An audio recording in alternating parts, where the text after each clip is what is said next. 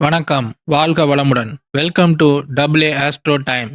நான் உங்கள் அன்பு நண்பன் பூசம் பூபதி.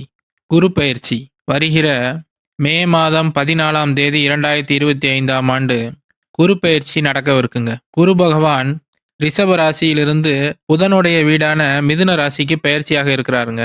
இத்தனை நாட்களாக சுக்கிரனின் வீடான ரிஷபத்தில் பகை வீட்டில் இருந்த குரு இப்போது புதனின் வீட்டுக்கு பெயர்ச்சியாக இருக்கிறாருங்க. மிதுன வீடு குருவுக்கு நல்ல வீடாகவே சொல்லப்படுங்க. ஏன்னா புதன் குருவின் மகன் அப்படின்னு நம்மளுடைய கிரந்தங்கள்ல சொல்லப்பட்டிருக்குங்க. அதன் அடிப்படையில மகனாகிய புதனின் வீடான மிதுனத்துல இருக்கக்கூடிய குரு நல்ல பலன்களையே கொடுப்பாருங்க. அதற்கும் மேலாக அந்த வீடு உச்சத்தை நோக்கி சென்று இருக்கும் குருவிற்கு கடகத்தில் உச்சத்தை அடைவதற்கு முன்னாடி இருக்கக்கூடிய ஒரு வீடுங்க. அதனால குரு கிட்டத்தட்ட உச்ச நிலைக்கு அருகில் இருக்கிறாருன்னு வச்சுக்கலாங்க. எனவே இந்த குரு பெயர்ச்சி உலகில் வாழும் அனைவருக்குமே ஒரு நன்மை தரக்கூடிய ஒரு பயிற்சியா தாங்க அமைஞ்சிருக்கு. பொதுவாக குரு பகவான் எடுத்துக்கிட்டீங்கன்னா தனக்காரகன்னு அவரை சொல்லுவாருங்க. குரு பகவான் தான் பணம், நகை போன்ற செல்வத்திற்கு காரணமான ஒரு கிரகங்க. குருன்னு எடுத்துக்கிட்டீங்கனாலே அனைத்தும் நல்லவை அப்படின்னே சொல்லலாங்க. நமக்கு பாடம் சொல்லித்தரும் ஆசிரியரிலிருந்து பள்ளியில தொடங்கி கல்லூரி வரைக்கும் இருக்கக்கூடிய அனைத்து ஆசிரிய பெருமக்களுமே இந்த குருவின் காரகத்துவத்துல வரக்கூடியவர்கள் தாங்க. நமக்கு நல்ல ஒரு கல்வியை போதித்து நல்ல நிலைமைக்கு கொண்டு வரக்கூடிய அந்த ஆசிரியர்களை போலவே இந்த குரு பகவான் நமக்கு நிறைய நல்லவற்றை கொடுக்கக்கூடிய ஒரு கிரகங்க. புத்திரக்காரகனும் குரு தாங்க. குழந்தைக்கு காரணமான கிரகம் குரு.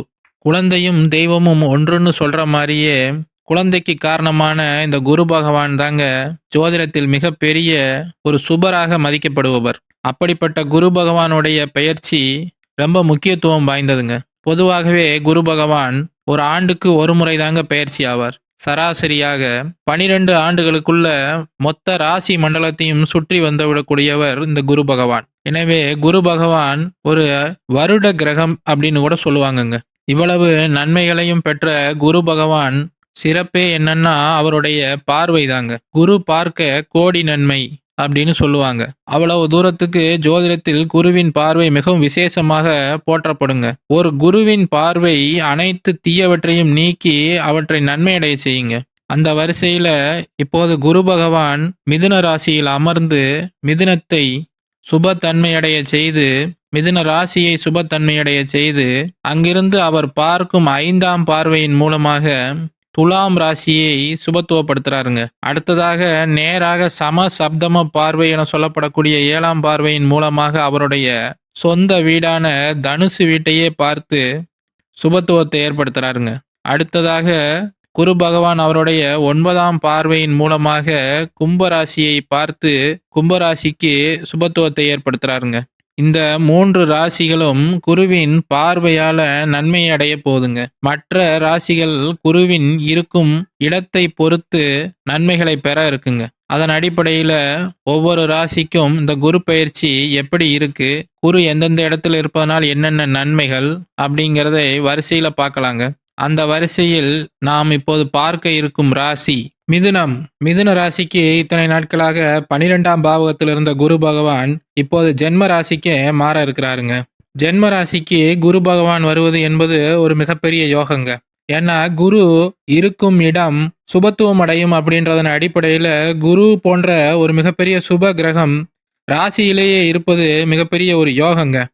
இதன் மூலமாக குரு பகவானுடைய அந்த பொலிவு, அந்த தேஜஸ் ஆகியவை மிதுன ராசிக்காரர்களுக்கு கிடைக்க போகுதுங்க.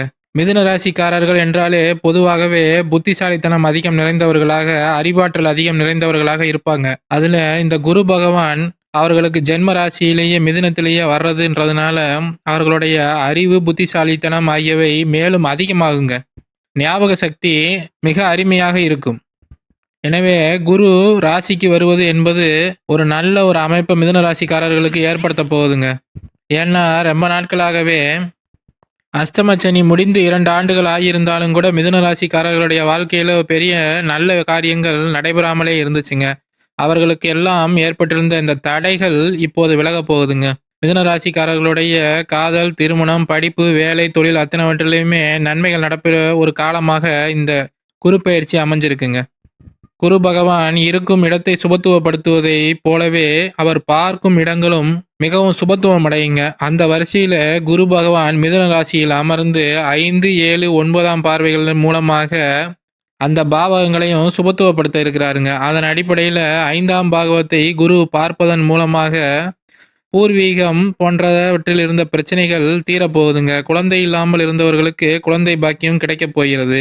ஏன்னா 5ஆம் பாவகம் தான் குழந்தைகளுக்கான ஒரு பாவகமாக ஜோதிடத்தில் குறிப்பிடப்படுங்க. அதன் அடிப்படையில் 5ஆம் பாவகத்தை குரு பார்ப்பதனால் குழந்தைகளால் இவர்களுக்கு நன்மை, இவர்கள் மூலமாக இவர்களது குழந்தைகளுக்கு நன்மை அப்படின்ற அடிப்படையில் குரு பகவான் ஒரு மேன்மையை ஏற்படுத்த இருக்கிறாருங்க குழந்தைகள் விஷயத்துல. அடுத்ததாக 7ஆம் பாவகத்தை குரு பார்ப்பதன் மூலமாக மிதுனத்தில் அமர்ந்து தனுசு வீட்டை குரு தன்னுடைய வீட்டை தானே பார்ப்பதன் மூலமாக இவர்களுக்கு திருமணம், மனைவி, கணவன் ஆகியவற்றில் வாழ்க்கை துணை சார்ந்த தொழில் கூட்டாளிகள் சார்ந்த விஷயங்கள்ல நன்மைகள் நடக்க இருக்குங்க. குரு பகவான் 7ஆம் பாவத்தை பார்ப்பதன் மூலமாக இதுவரை திருமணம் ஆகாமல் இருந்தவர்களுக்கு திருமணங்கள் நடைபெறுங்க. அதே மாதிரி வாழ்க்கை துணை கணவன் மனைவிக்குள்ள ஒரு நல்ல ஒற்றுமை ஏற்படுங்க. அவர்களுக்குள்ள ஒரு நல்ல புரிதல் ஏற்பட்டு அவர்கள் மூலமாக ஒரு சில லாபங்களும் இவர்களுக்கு கிடைக்க இருக்குங்க. அடுத்ததாக 9ஆம் பாவகம் என சொல்லப்படக்கூடிய தந்தை ஸ்தானத்தை குரு பார்ப்பதன் மூலமாக தந்தைகளால் இவர்களுக்கு லாபம், இவர்களால் தந்தைகளுக்கு லாபம் அப்படின்ற அடிப்படையில ஒரு நல்ல அமைப்பு தந்தை விஷயத்தில் ஏற்பட இருக்குங்க மிதுன ராசிக்காரர்களுக்கு. தர்மஸ்தானம் என சொல்லப்படக்கூடிய 9ஆம் இடத்தை குரு பார்ப்பதனால தந்தை வழி சொத்துக்கள், அதன் மூலமாக கிடைக்க வேண்டிய லாபங்கள் ஆகியவற்றின் மூலமாக ஒரு நல்ல ஒரு தன வரவு அப்படிங்கிறது இவர்களுக்கு இருக்குங்க. இந்த காலகட்டத்தில் செய்யும் தொழிலில் லாபங்கள் நன்றாகவே இருக்கும். வேலை சம்பந்தமாக இருந்த பிரச்சனைகள் தீரும். தொழிலில் இதுவரைக்கும் இருந்துகிட்டு இருந்த குழப்பங்கள், பிரச்சனைகள் அனைத்தும் நீங்கி ஒரு நல்ல ஒரு தொழில், நல்ல ஒரு வருமானம் ஆகியவை மிதுனராசிக்காரர்களுக்கு அமையுங்க. காதலித்துட்டு கொண்டிருந்த மிதுனராசிக்காரர்களுக்கு காதல் கைகூடும். திருமணத்தில் போய் அது முடியும். திருமணம் நடைபெறாமல் இருந்த மிதுனராசிக்காரர்களுக்கு இப்போது திருமணங்கள் நடைபெறுங்க. கல்வி, போட்டித் தேர்வுகளில் பங்கேற்றிருக்கக்கூடிய மிதுனராசிக்காரர்களுக்கு அதில் வெற்றி கிடைக்குங்க.